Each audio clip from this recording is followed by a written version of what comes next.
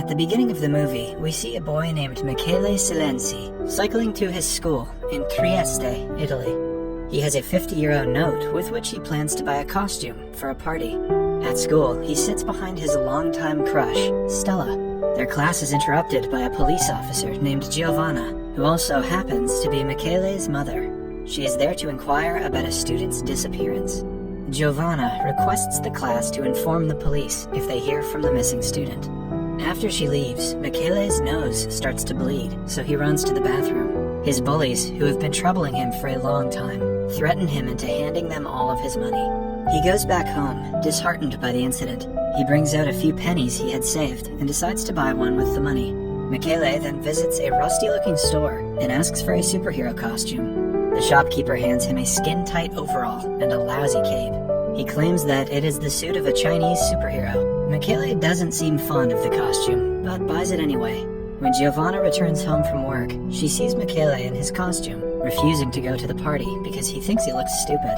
She reassures him that he looks good and sends him to the party. There, Michele enjoys himself and even talks to his crush, Stella.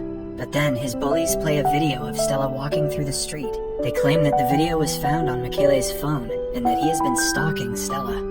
An embarrassed Michele runs to the bathroom and locks himself in. All of his classmates bang on the door from outside, asking him to open it. Michele is frustrated and wishes that he was invisible right before the lights go out. In the following scene, we see him jump out of the bathroom window and go back home. The next morning, Michele wakes up to his dog barking at him. He doesn't pay him much attention and goes to the bathroom to brush his teeth. When he looks into the mirror, Michele is beyond shocked to see just his robe in the brush. His body is invisible in the mirror. Michele rushes out and takes his robe off. Just then, his mother walks in and completely ignores the boy, proving that only Michele can see himself. When she starts looking around, Michele quickly writes that he has gone to school early on a piece of paper and places it on the bed. Giovanna reads it and dismisses the matter. After leaving the room, she calls Michele on his phone. An invisible Michele picks it up and tells her that he is fine. Confused about what he should do next, he dresses up in long-sleeved clothes.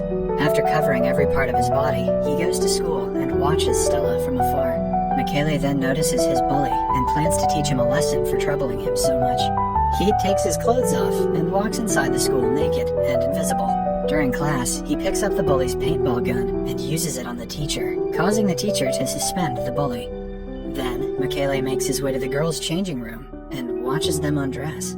Well, that didn't take him long. Suddenly, a towel lands on him, making his silhouette evident to everyone.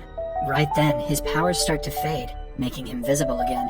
The girls scream as they see a naked Michele under the towel. The next day, Michele is in his class, where a psychologist named Basili is giving a lecture about teens' mental health.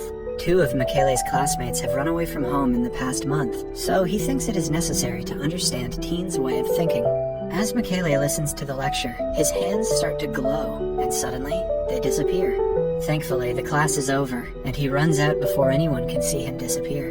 He rushes home, covering all parts of his body, and sees his little sister Candela in his room. Michele asks her to go downstairs while facing the wall. A suspicious Candela opens and closes the door to make it seem like she has left. Michele doesn't turn around to check and starts to take his clothes off. When he turns around, Candela screams in fear. Seeing her brother is invisible, Michele calms her down and tells her that his costume has given him superpowers. Meanwhile, at the police station, the psychiatrist Basili works with Giovanna to investigate the missing children. Giovanna insists that the children might be kidnapped, but Basili argues that they are just being rebellious, which is normal for their age. When Giovanna returns home, Michele is still invisible. Giovanna talks to someone on the phone, revealing that Michele is adopted. A surprised and hurt Michele walks out of the house to a nearby swing. While he is swinging, Stella arrives there and thinks Michele is a ghost. She doesn't seem to be scared, and instead asks him to be her friend. He makes a smiling face on the sand to communicate with her. The 2 decide to meet again. After Stella leaves, Michele sees a man nearby staring at him, even though he is invisible. The man walks away using a stick, revealing that he is blind. At night, Michele visits Stella's home. Stella is delighted to have made an invisible friend. The 2 kiss, but right then, Michele's powers start to fade. He runs away before Stella can see his face.